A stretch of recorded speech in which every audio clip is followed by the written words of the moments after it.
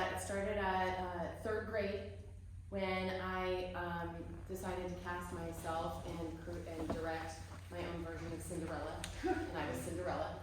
And we rehearsed at recess, we rehearsed at lunch, and my teacher, Miss Pauling, bless her heart, was thrilled to have me perform it in class a couple of times. And I proceeded to go to children's theater. I grew up in Denver, and then I was doing plays in high school and dance and gymnastics. Floor was my favorite because it was the most performative. And then I went to University of Colorado in Boulder, and I got my degree in film production. And I always wanted to know what was going on all around me as a performer. Being a performer is where my heart is, it's where my soul is, and I want to do it all. So film production, and it was really great because, hi, I'm Lauren. Hi, how you doing? Nice to meet you too. What's your name? Larry. Larry, okay. Because I wanted to know it all, and what was really great about it was that there weren't a lot of kids like me at film school, CU, that wanted to perform. So I got to be in all of these student films, which was like super. Like I was like, I wasn't even thinking of that, but that's cool. And then I moved to LA, and raise your hand if you're from another state, Arizona. or Arizona. India, Yeah, way out there. Connecticut. Oh, I was born there. Where? In New London. Oh, Sharon, Connecticut. Very good. Okay. So I came out to LA, and I jumped right into the 10th pool on the Fox lot. I temped at all these different places. I worked for the people who make the movie trailers, and I worked with the various little production companies that were on the lot, and it was super fun. It was super, I got offered jobs here and there, but I was like, I want to keep learning. I want to know everybody on this lot.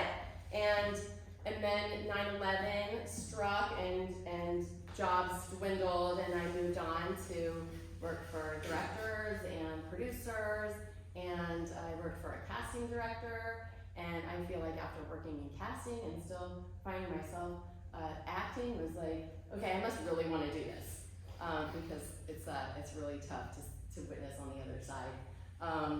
And so I did. I did those things, and then I found myself back at Fox. I was working in production. I was working as an assistant, and I went up the ladder, and I was coordinator of production administration, and all along I was able to kind of, dip my toe in certain things. I was able to do table reads, and that was fun, and improv classes at Second City where I met Joel. And I did improv and sketch, and I loved creating. I loved doing sketch shows, and it got me some really cool opportunities. I got to write, I got to do like a punch up for a National Lampoon movie and put myself in it with my friends. And so that was like a big win at the time. And my improv skills got me a guest star on a show. It was the first unscripted comedy for Spike TV that was like all improvised, and that was like a big fun thing at the time. And let's see, fast forward to around 2010 something, was like my first like big heartbreak. It was devastating. I married my college sweetheart, and that wasn't the best idea for me. If you have a college sweetheart and you guys are planning, please, yes, by all means. Why I did that, anyway, and that was the first time that I was like, I think I need to do stand-up, and I don't know why. Like, it was kind of like, I knew why, but I didn't know why. Like, I was like, I think I just need to be alone up there talking. And I did, and because, and this is kind of like the theme of what it's been like for me, and I want to hear you all as well, but you know, is taking the really hard stuff, like the real heavy, hard stuff, and turning it and putting it into your art, whatever that might be. And if your art is comedy, you know, raise your hand if you know what I'm talking about. If you feel it, you feel me, you know. It was so helpful in my healing, because in that all of that darkness and heartbreak, there was a lot of humor. Like even when I was, you know, I remember it was like a year of just crying in restaurants. That's all it was. Like I'd just be like having a normal conversation and just like ah. But I was lucky enough to find an upgrade, a replacement, and me and my sweetie, now we've been married 9 years, moved to New York together, and we had and I booked the role of a lifetime as a mom.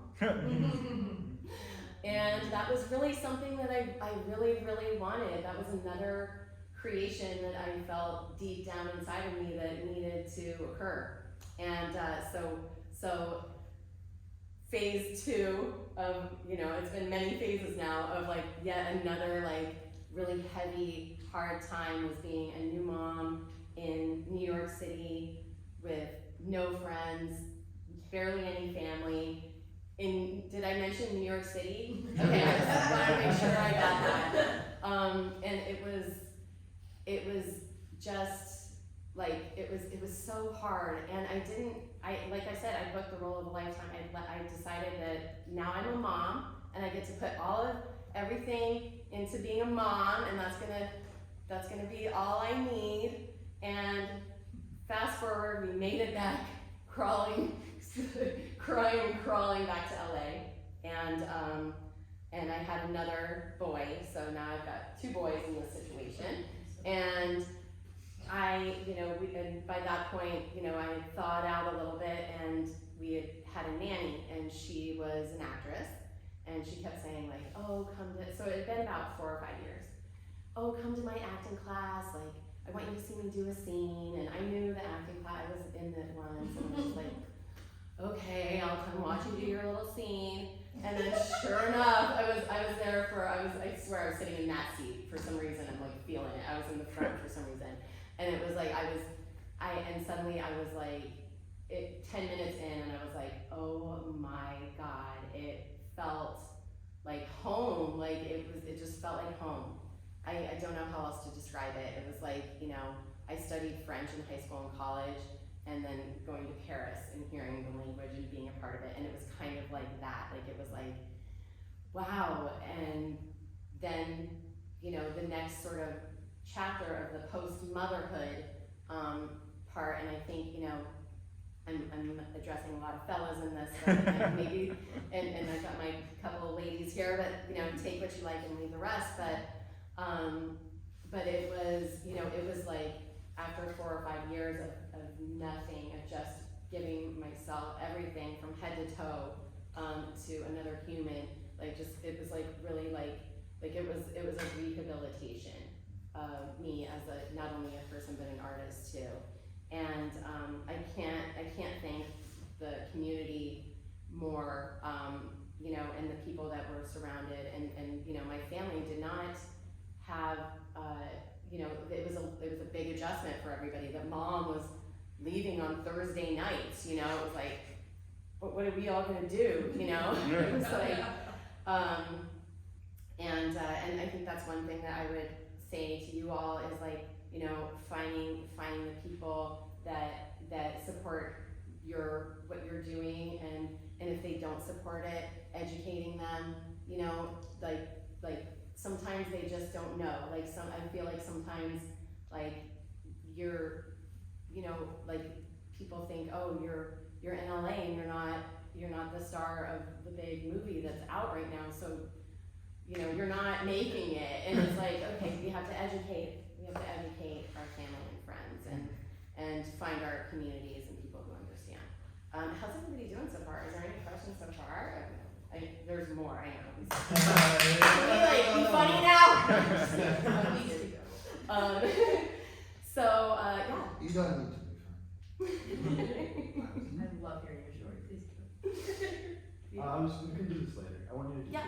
Okay, I'm gonna keep going, and then I like checking in with you. That's just the mom in me. Yeah.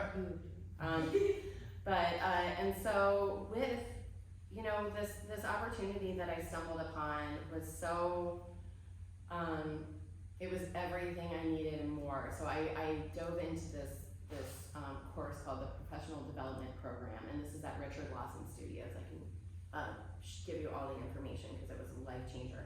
And Professional Development Program, that sounds really boring, right? It sounds a little boring. Well, every other week you turn in a film, a 3-minute film, and all the films had like a theme, and whatever it was, it had to cost you something. Like it couldn't just be like, make a funny comedy about, crossing the street to the fast food place. Like it was like, what's really going on, and so it was just like constantly digging, into my assets and liabilities as a person, my, sexuality, my, what were some of the other ones? You had to take a public character, create a character and go out in public and really push. And one of the things that I was realizing a major theme was, like being a mom of boys. Like that was like I gonna tell you right now, I always knew I wanted kids, but now I know that what I really wanted was girls. Like I grew up in a house of girls. It was three of us, and we were all girls, and we rolled the house, and I was just like, what is this? Because it was one thing when they were babies, and then all of a sudden, oh my God, like these are dudes. They are like dudes, like, and I heard like somebody at a drop off at a preschool once, like this one mom just being like, I never wanted boys, and she was really loud about it, and I was like, wow, you can say that? Wow, like I didn't, and I love my boys. I'm gonna do a little bit. Are you guys coming to the show at 8:15? Yeah. Okay. Cool. You'll hear like a little bit about it, but I adore my children so much, and I am on alien territory. Like it is full. So that it all led to a film that I created called Boy Mom, and in that process, I was like really delving into like finding my purpose. What is my purpose? It's not to like, inspire you, or it had to be about me. And it took me it took me a long time to figure out what my purpose was. And, I'm sharing it all with you now my purpose is to take the deepest, darkest parts of myself and bring them to the light. Because with that, I heal and I grow and I celebrate my truth. And that, I believe, I say it before I go out on stage. I should say it every morning when I wake up. Sometimes I just say, fuck, I have to make breakfast and lunch. And so with my purpose, I found that I needed to make this film, and it was about an incident that happened where my kids were hitting me a lot, and kids do that, like little boys, they're rough, and I would get so mad, and somebody told me like, how are you, like, what's underneath that anger, like what is that? And of course, like it uncovered like a sexual assault that I experienced when I was in high school, and so it was like, oh man, I thought I like dealt with all that by like drinking a lot. But high school and college, what else are you gonna do now? And so it was like, it was really, and one of the things that I want to just share with you is like putting the pain into the art, putting your whatever pain you might be experiencing into your art is so healing. And it happened with this short film, and the short film got into a lot of festivals, and sadly a lot of them were during the pandemic, so they were like, here's your laurel, and there's no festival, it's canceled, But it won awards, and my husband and I are now we wrote a pilot and we're pitching it to be a series, and it's gonna be a series, and I'm thrilled. I'm so excited. And then the other aspect of it was, you know, I hadn't done stand-up in a really long time, and I was asked to do a cold stand-up, which is kind of like an open mic without a script, but it's like you're encouraged to just be in whatever you are and not trying to be funny. And wow, like everything just popped open, and it was an Oscar winning performance because I had so much inside of me from all of my stuff from motherhood, and I realized that's another little nugget lesson is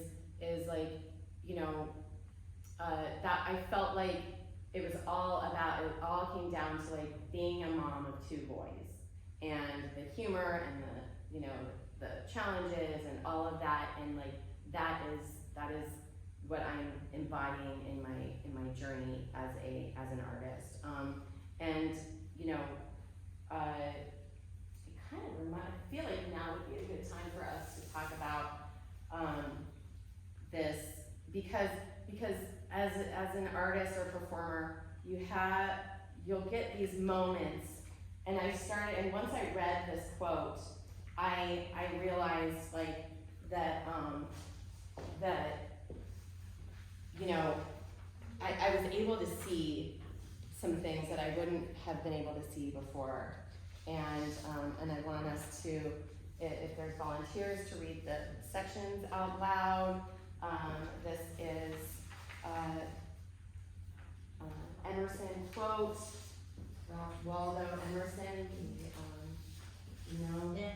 Good. And I would just love for us to read it out loud and talk about what this is, what this means, and I'll tell you my experience of just being able to tap into this when Who is Emerson? so he's like he does lots of essays. He's a what's the word? Philosopher. I don't know why I couldn't get that. Yeah, from the late 1800s. And this quote, it's Ralph Waldo Emerson. He's got a lot of really beautiful quotes. And this one really spoke to me. So does anybody want to read? Oh, Joel, I'm sorry. Silly me. It's the mask. Yeah. I was like, he's not here. No, I'm just kidding. Okay, do you want to read the first? How about we do this? You read the first section, you read the second, third, fourth, fifth, sixth, and then if there's a seventh, and then if not, you're off the hook. Okay? All right, go for it. Nice and loud and proud, you guys. To believe your own thought, to believe that what is true for you in your private heart is true for all men. That is genius. Speak your latent conviction, and it shall be the universal sense. For the inmost in due time becomes the outmost. Now our first thought is rendered back to us by the trumpets of the last judgment. Familiar as the voice of the mind is to each, the highest merit we ascribe to Moses, Plato, and Milton is that they set at naught books into traditions, and spoke not what men, but what they thought. A man should learn to detect and watch that gleam of light which flashes across his mind from within, more than the lust of the firmament of bands and of bards and sages. That was a tough sentence, I'm sorry. Okay. Yet he dismisses without notice his thought. That's weird. Because it is his. In every work of genius, we recognize our own rejected thoughts. They come back to us with a certain alienated majesty. Great works of art have no more affecting lesson for us than this. They teach us to abide by our spontaneous impression with good-humored inflexibility. Then most, the whole cry of voices is on the other side. I was Tomorrow a stranger will say with masterly good sense precisely what we have thought and felt all the time. And we shall be forced to take with shame our own opinion from another. Ralph Waldo Emerson. Very good. So, does anybody know what the heck that means? I mean, you probably do, I mean, like we can, so we'll break it down a little bit. And so to believe your own thought, to believe that what is true for you in your private heart is true for all men, that is genius. So what do you have any thoughts on what that might mean? Just believe yourself, you know, it is what it is, just make it happen. Believe in yourself, You're in charge of your own story, speaking your own truth. yeah. Like believing in yourself and others around you will believe. If you believe in yourself, others around you will believe. But you could have said that is normal, What? instead of saying that is genius. But genius. And then it goes on to the next sentence. Speak your latent conviction, it shall be the universal sense, for the inmost is in due time becomes the outmost, and our thought is rendered back to us by the trumpets of the last judgment. So that's once again enforcing, you know, in my opinion, and actually it's in the next two sentences that my answer of why it's genius is because so many times, and it goes into it further down here, we get that gleam of light, we see our inner genius, and then something comes along and says, nope, and then we go and we believe that. And I think I agree with him that it's genius to believe in yourself, because it's not what our minds, it's not what we've been trained to do, it's not what our society, and so there is something, I think it's more normal, and this could be a discussion too, you don't have to believe, you don't have to agree with me. Shouldn't it be normal? It should be normal. Okay. It absolutely should be normal, but it's more normal, in my opinion, to be like, oh yeah, but that, you know? Here's the thing that gets me a lot, and it's really like, as an actor, as a creator, as a writer, a man, woman, person. A person should learn to detect and watch that gleam of light which flashes across his mind from within, more than the luster of the firmament of bards and sages. So that's like more than, comparing it to like the blanket of stars, the brightness of the blanket of stars above us, to believe, to honor the gleam of light. And does anybody, like, I hear it more, like I know when I'm having a gleam of light, like when I'm having one of those ideas, like as a writer or something, like, and I'm like, I have to write that down, like that's a gleam of light. Yes. Yeah, like that's a good. Every time I think of something funny, I just write it down immediately. Yes, that is you honoring that gleam of light, that gleam of light. And just seeing it, like having a word for it when you get that idea, or when something comes in, and it could be something really, really big, like, like nothing, like Seinfeld, nothing. And look, or it can be, oh yeah, if I say it like that, then it'll, okay, but so I just encourage you to listen to, because then he goes on to say, yet he dismisses without notice his thought because it is his. So he's doubting himself right now. He's not like Moses and Plato and Milton. He's doubting him.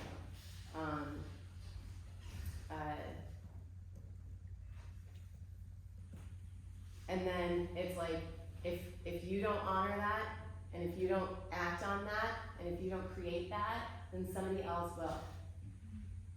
And I like doing this right now. My 5-year-old does it all the time. Yeah. Oh, I was just gonna say that the only person you're gonna be with for the rest of your life is you. So you gotta learn to love yourself one way or another. Yeah.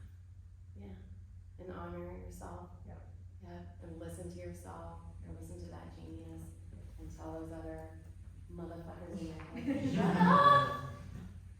So yeah, any other thoughts about this?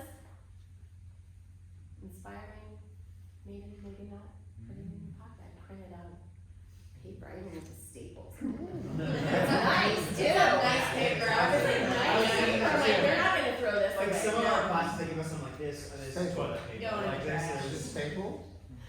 My printer was having issues, so I was like, well, off to Staples, and then we were talking about feeling like, you know, we crawled out of the pandemic, the older generation.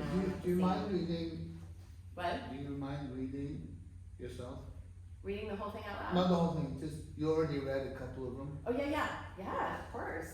I will read the whole thing myself. Because you went from to believe, that first line, to a man, a person should learn. Yeah, okay. So we did so that is genius, so you understand now, right? Speak your latent conviction, and it shall be the universal sense, for the inmost in due time becomes the outmost. And our first thought is rendered back to us by the trumpets of the last judgment. So, you know, does anybody want to go up and say something in that mic? You don't have to. I mean, About that one. about something about you that you want to claim for yourself right now. You need to go on, do you need the mic? Ooh, Oh. I kind of feel like it's here, and there's a stage. I need an example. I see, I'm yes. having things going. Yeah. As much as I'm down on myself for my not 4.0 GPA, I'm proud of myself for graduating this quarter. Okay, Yeah. now take that disclaimer out and say, I'm I'm proud proud of of myself. myself for graduating this quarter. Yeah, say it one more time. I am proud of myself for graduating this quarter. Yeah, own that.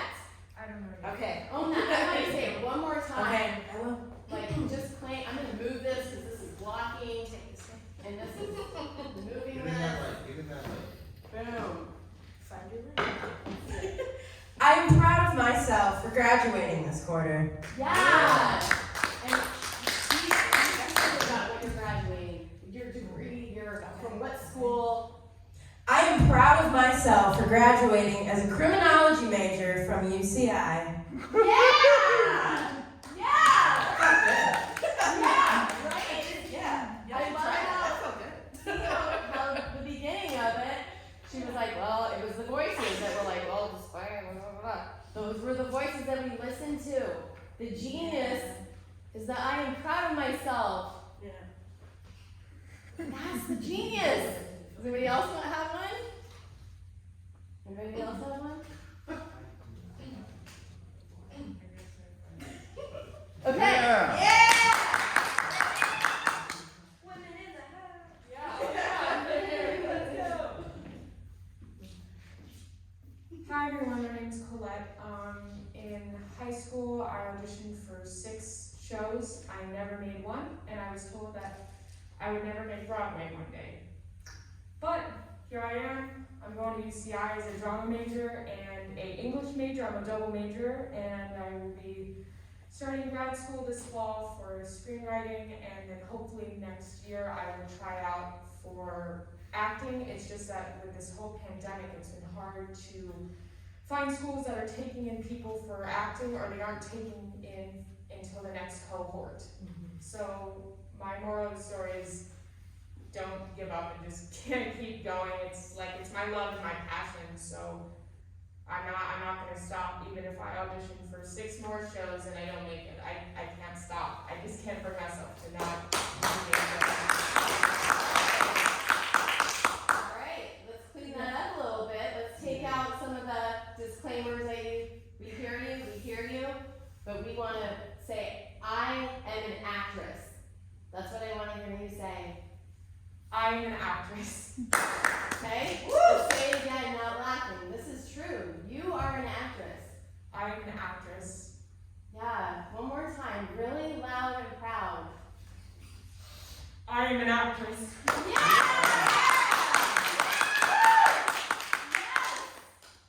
Yeah, we have people that tell us no. We have people that we get rejected. We have people that tell us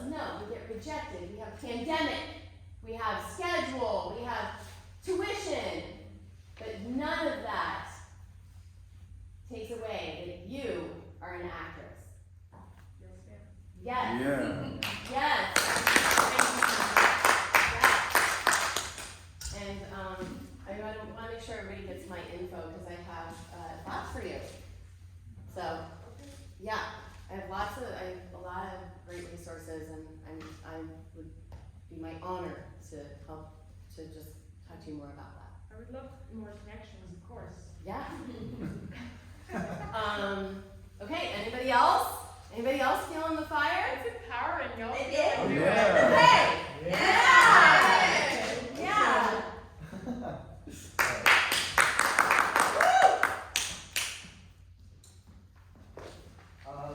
I am proud of myself for breaking the shackles of my heritage and following what my heart desires. Ooh. Let's say it nice and loud. I am proud of myself for breaking the shackles of my heritage and following what my heart desires. Okay, so I love it, I love it. What is your heart desire? Right now, film and music. That's what I'm Okay. majoring right now. And I Okay. want to like write and shit like that, and stuff like that. Oh, nice. You heard me, I And said shit it like before. that. Oh, it's a dolphin, okay, yes, and, Yes. are Club. you a musician? I am, yes. And are you a filmmaker or? I am, yes. Okay, so I am an amazing musician and director. I am an amazing musician and director. How about this? I am an award-winning. Let's not get carried away. Okay. I want to hear you say. Okay. I am an award-winning director and musician. Awesome, awesome. Okay, say it one more time. I Really am- loud and proud. You're accepting your award. I am an award-winning director and musician. Yeah. Yes. Yes. Now, okay. Does he believe that? Does he believe that? I can see that you like. I can see that. Work on believing that. Like work on just owning that. Own it. You are. You are. You are a musician. What you grew up hearing and with, I imagine culturally, your parents and everything. You're free. You're an artist. You're an artist. Thank you. Yeah. Yeah. You're doing it. Yeah. That means a lot to me. Thank you. Anybody else? I know, this is not easy. This is not easy. Mm-hmm. Gotta be brave. Think Yeah. about it, Your you know? uniqueness is enough. Just who you are as an individual is enough. Yeah? Yeah. All right. Get on up there. Get on up there. Stretch those legs. Get your steps in. I gotta help him in the other space. Sorry, I gotta step off for a Oh, yeah, second. yeah.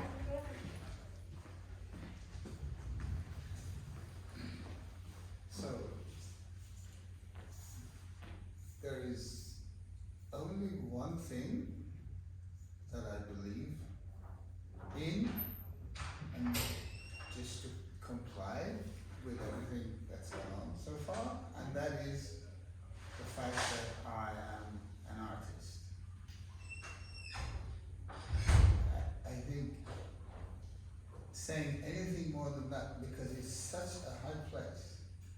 To be an artist is already, I'm already stepping on my own. That I have to explain. When I was 32, I went to China and I joined the Beijing Opera. And I've been there since. I'm the only foreigner with them. So there is a mentality with the Chinese, which is almost opposite. When I said it should be normal, whereas in this country, it's gotta be genius. It's gotta be, you know? No. And it's normal. It's real. So, an artist, it's like Taoism. The first line of Taoism is Dao ke Dao, Fei Shang Dao. It means the moment you think you know it, is the moment you lost it. Okay. So that is how high artist is. To call yourself an artist, the moment you say that, it's changed. It's the moment you think you're an artist, then you're defying the word artist. So, when I come up here, the only thing that I like to, with my background, all the different languages and nationalities and the arts that I've come through, I think I'm an artist.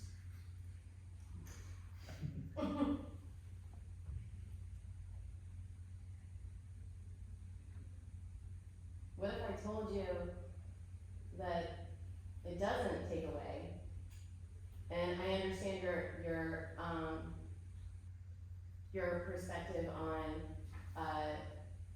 the word genius can kind of mess with the idea of like a perfectionist, which is very different. Those two things are very, very different. No, I can see the place for it. Yeah, I can see the place for genius. yeah. And I can see the place for normal. These are extremes. Actually, normal shouldn't be. Genius is extreme, and then underachieving, not underachieving and not thinking, lack of confidence. That should be the other extreme. The normal should be in the middle. That's what the whole Taoist thing is about. It's called the middle way. Yeah. And reaching for the middle way won't get you into trouble.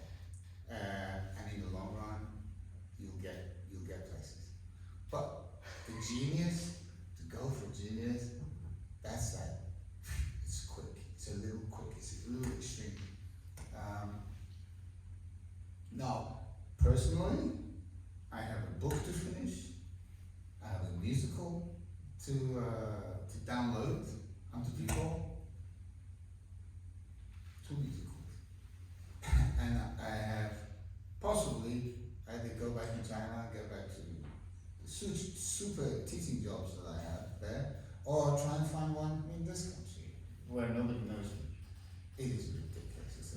It's a ridiculous place to be, because if you don't know people, and if they don't know you, I mean, it's not their fault, it's not their fault, then it is starting at zero. It is I had no idea how difficult life was in this country. I thought of America the way most people think of America, and then line up in their millions to emigrate here, not knowing where they're coming to. I thought, America, wow. It's. Thank you for sharing that. Thank you. I want to. Sorry, Thank you. No. Thank you for sharing that, and I would just like to say thank you. That,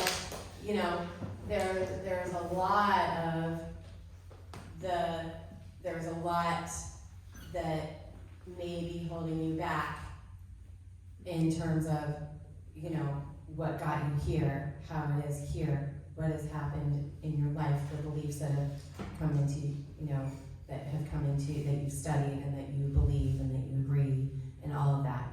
And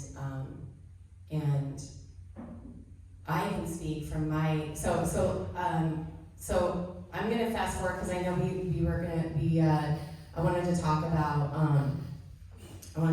it'll sort of go with what you're saying is an experience, what I've experienced since I started doing stand-up again, 3 or 4 years ago. And it is that being able to put all of these things that could have held me back into my art has been life-changing. Life-changing. When pandemic hit, I know that was hard on everyone. Everybody has, now as a collective, we have that experience of, and speaking for myself, you know, that was where,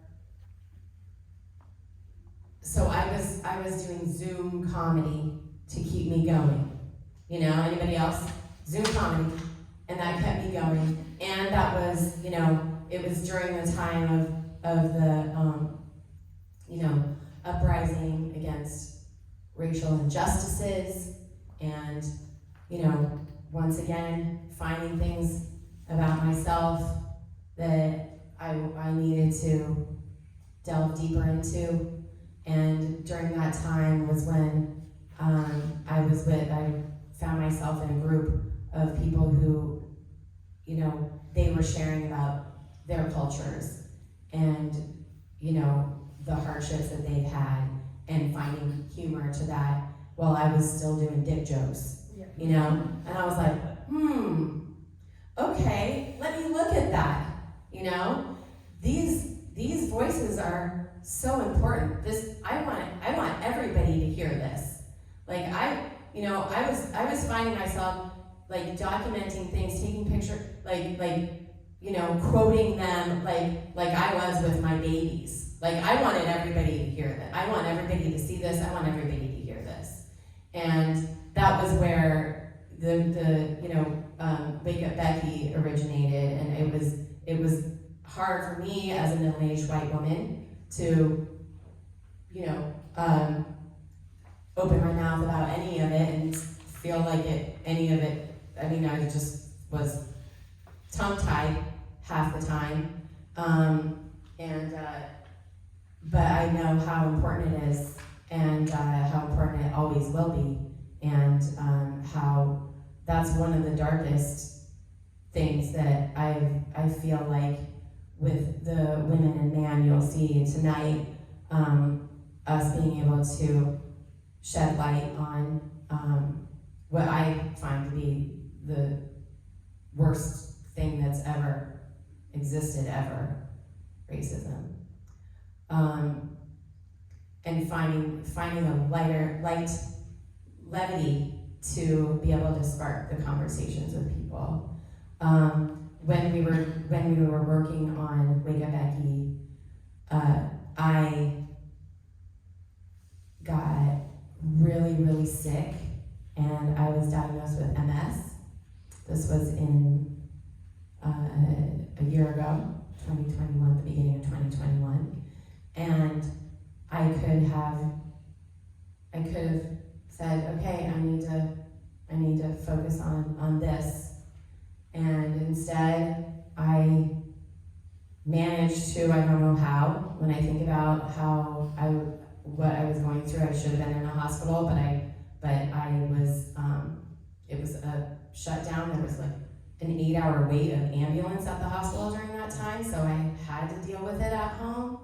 And I still had my 2 kids, and everything went, but I knew how important it was for me to, even if I was in bed with IV in my arm, to continue to do what I love and what was really important to me. And we did our Zoom comedy show for Wake Up Becky. We raised a lot of money, and I sat there with an IV in my arm, and nobody knew. Not that I really, not that I was hiding, but I just didn't want it to be about that. So my point is, there are a lot of times that I think all of us, we can think about some things in our life that maybe have held us back, or that have changed our perspective in a way that we're not, moving forward as quickly. And what I just want to say is put it in your art, whatever it is, whatever that pain is, put it in your art. So let me see, did I cover everything that I wanted to say? Art is healing. It was healing. It was healing to do that. I am now working on a stand-up. I was like, okay, MS, I thought I wasn't sure if I'd ever stand again, and now I'm like, okay, now that I can, I'm gonna like shoot for the stars.